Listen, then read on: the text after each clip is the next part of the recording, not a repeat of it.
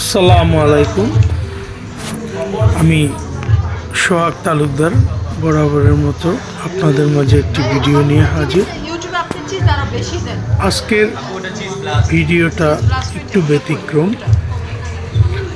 ব্যতিক্রমে একটু প্রতিবাদী ভিডিও।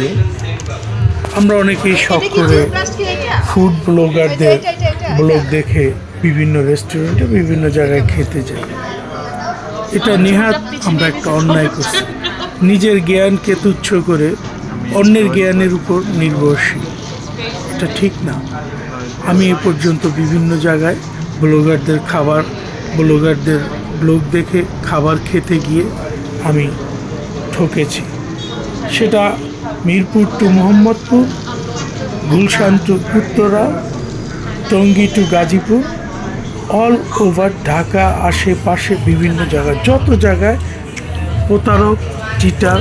কারণ ব্লগাররা, আপনি ব্লগারদের অবস্থা দেখুন না, ওরা কোত্থেকে এসেছে, এখন মজা করতেছে আপনার আমার ভিউ বিক্রি করে। আমরা প্রতারিত হচ্ছি খেয়ে। সো আমার একটা ছোট্ট রিকোয়েস্ট, ঘরে খান, চেষ্টা করুন, বাইরে খান, নিজে চুজ করে দেখে তারপরে খান। কোনো ব্লগারের কথায় কোনো খাবার কোথাও খাবেন না, কারণ এতে আপনি প্রতারিত হচ্ছেন, আপনার টাকা অপচয় হচ্ছে, ওরা টাকা বানাচ্ছে, আপনাকে বেকুব বানাচ্ছে। ঘুরতে যান, আপনার সুন্দর দৃশ্যতে দেখুন, উপভোগ করুন আপনার চয়েসে, খাবেন আপনার টেস্টে। এরা একটা নতুন প্রতারক।